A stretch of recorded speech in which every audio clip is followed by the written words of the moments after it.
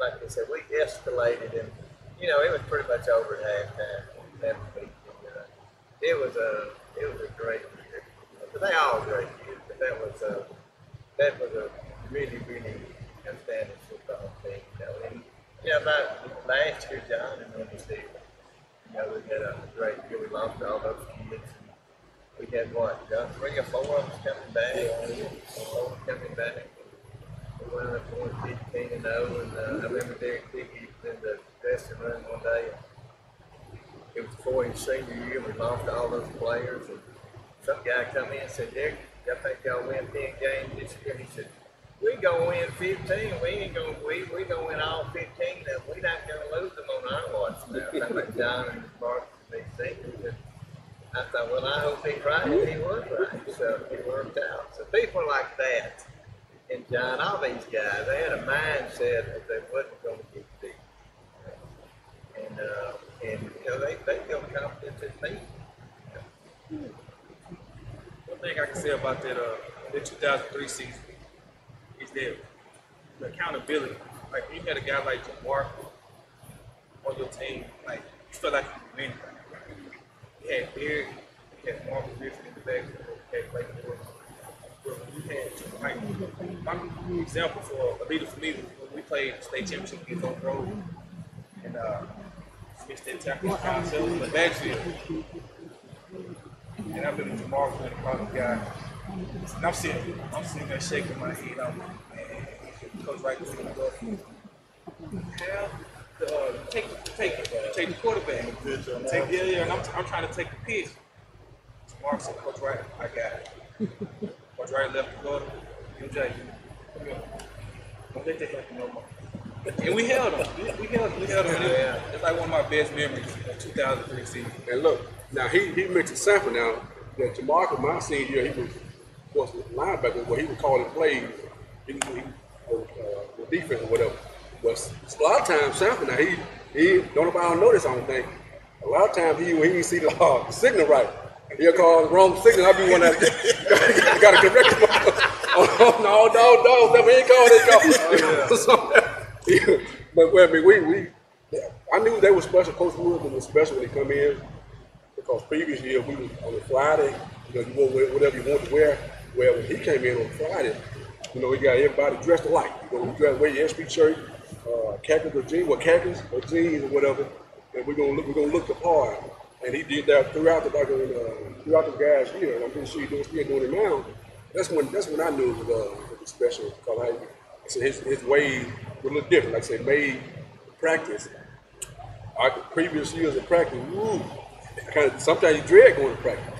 But when he came in, it made, like you guys already said it, so easy. You couldn't wait to get to practice. I mean, I could not wait. Like I said, you want to show up, and we were just showing out amongst each other. We're gonna outdo you with the offense. So you're not gonna be better than us on this day. And I don't think my senior year I don't think anybody expected us to go state. Of course, we went state and lost it, but we had a good team, and all year started that state championship run. Lost it, but the guys started. They won afterwards. But I mean, because it was a lot of fun, and that stuff that just went on consecutive. That's all. I want to go back in history. The 93 and the 98 teams kind of got this, giving us a taste of state championships. Anybody from those teams that were kind of influential to y'all? And on top of that, some of you had brothers and uncles, fathers that played on those teams. Y'all mentioned them and what their impact on you. I can remember. Well, when I went to a football game, of course, before you started playing football, when you go to the game, you see all the kids playing on the side in the little fields and this and that. Well, I had a strict daddy, so when we went to the game, we had to sit down and watch the game. The only time we can get up and to leave anything, going to the concession stand for him or going to the bathroom. Well, around that 98-3 team, and even the 92 team, all the time. I can remember if I wasn't at the game, we'd be listening to the game. And of course, I had a first cousin that played for Dwayne Wood, and you hear them guys, you hear the name, Rudd this and Rudd that, and Towns this, Towns that. Well, of course, those guys go on to big colleges, and then the pros. Oh my God! You know, you got he from baseball. Then went on to pros and him at the shape. Then went to them guys that went to the NFL. Well, God, no, I know I can do it. But them guys, they're from this little old town of Batesville. Then went on and did this right here. Well, the sky's the limit from this team. And then the 98 team. I was the manager on the 98 team. Then there you go, Corey Chapman. Well, before then, Josh Bright, Kevin Cooper, the guys before then, same thing, get invited to NFL camps. Well, y'all come from baseball, from Old County. We all can do it. If y'all did it, the sky's the limit. We can do it too. I just remember, like, from my neighborhood, you had guys like Derek Chapman. He played defensive line. And could run like a skill guy. You thought you were fast, and he'd get out there and race you, and like just smoke you. Keith Chapman, Cornell Chapman, all those guys, in my neighborhood that I got to, grow up seeing play or whatever. And so I think it was just, for a younger kid, just coming to a South Florida game period and seeing, those guys out there on the field and how they were performing, how they were playing, and fighting out there, it just gave you, just hope, that I want to do that one day or whatever. I mean, that's just it for me. Some of those guys. There's more. Pretty sure these guys got. And he said, South Panola, my thing, man. Everybody know I love South Panola, the Tigers. And my thing, growing up, I didn't get nothing. I didn't start getting anything with the name South Panola until I became a manager. So when I got my brother and I, we was cleaning up the old field house in the little ninth grade locker room on the end. And the band used to have these little small bags, the small blue bags, South Florida Tigers on them, with the old South Florida Tiger on them. And I can remember getting that first bag, and that meant a lot to me. I still have that bag in my house right now. It don't zip up, but I still have it. But when I played football as a senior, I took that bag with me every Friday, every game, home game or whatever, away game or whatever. And when I got my South Florida, it meant the world to me. And I get chills talking about it now. That the word South Florida Tiger means everything, So when I listen to it on the radio, South Florida Tiger. So when I was amongst the community and see one of them older head guys, to me it was like to see a professional. My brother same way. He like seeing professional athletes because that's the South Florida Tiger right there. It meant a lot. Even if there was anything on it, I didn't care if it was sock. If it had South Florida on it, I wanted it. I wanted it. I think one of the most important things that for the success of South Florida, you got people like John that played in the NFL, South Marcus, these guys found in the SEC played out. You have a lot of those great players. We know the condition. But you don't have a lot of players here that are just good high school players.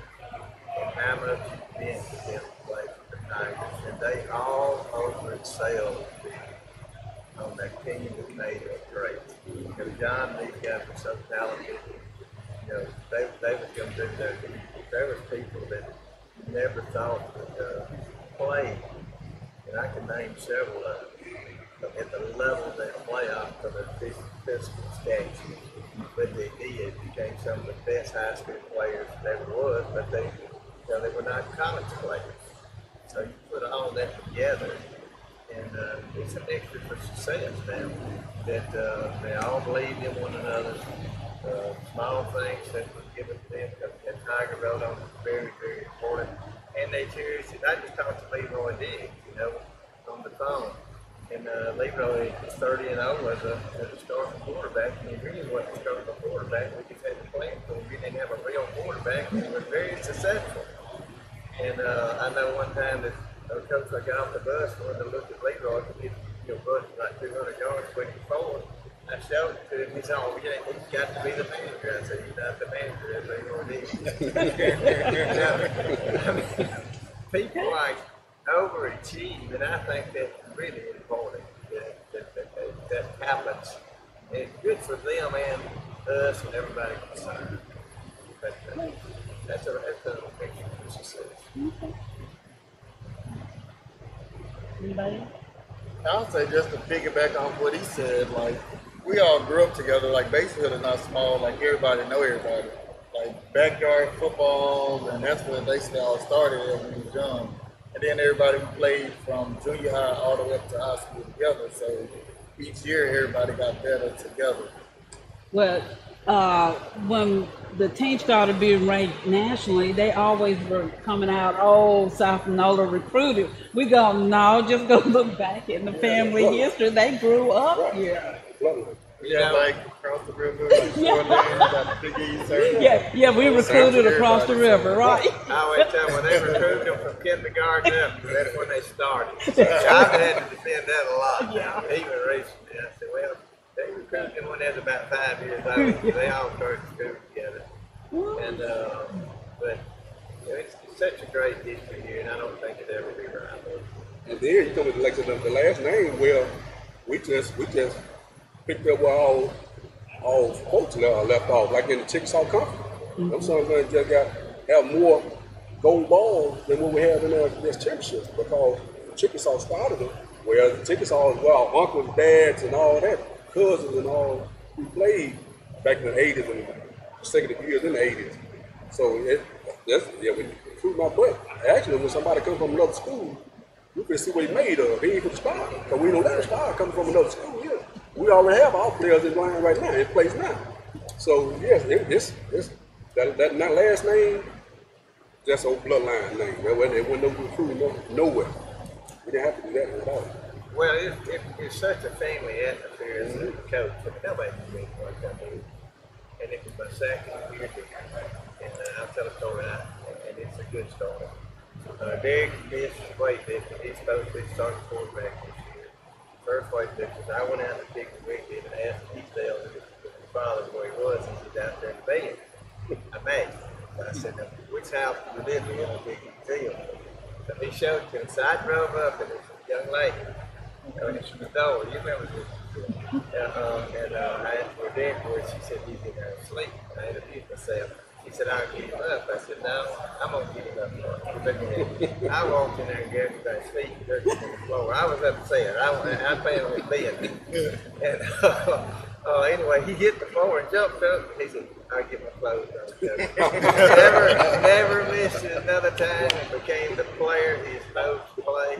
And, you know, I felt comfortable doing that because, we were all a family. His father wanted it. He really wanted it. He just didn't know it. But, he was the warrior he's supposed to be. And they'll tell you, he talked him into doing anything. He let his sleeve in him and play hurt. He just, that was the start of it. That was when he became the player he's supposed to be right then. But I knew he had it in him. No doubt they all did too. And then you said DP, put him in. You knew he was special, like Coach said. And they put him in, my studio for scout, this and that. Well, since he's my cousin, I'm trying to knock the living crap out of that. And then I never got that chance. I never got that chance because he was such a hell of an athlete. I never got that chance. He was too fast, too quick for me anyway. I tried to get my lick on him, and I never could. But this town has so much racial harmony, and it's just like it's supposed to be. I mean, there's never any conflict of race. Never was. We never had any problem. When I never even thought about it. And I don't think they ever thought about it, to be honest with you. And that's a tribute to this town, this command, this county, black and white, racial harmony. And it's where it's supposed to be. And this football team does represent that. I mean, everybody groups together. They want to win now, and they want to be a part of something good. And it is. When you look at the tradition, how many games we've won over here the last 30 years. Absolutely amazing. It's not like we played the sisters of the poor either. We back down from anybody. It's just a lot of good things that's happening. Yeah. Hey, why? You want to talk about your brothers playing here? I'm not sure what your age is different. Did you get a chance to see them? Think of it.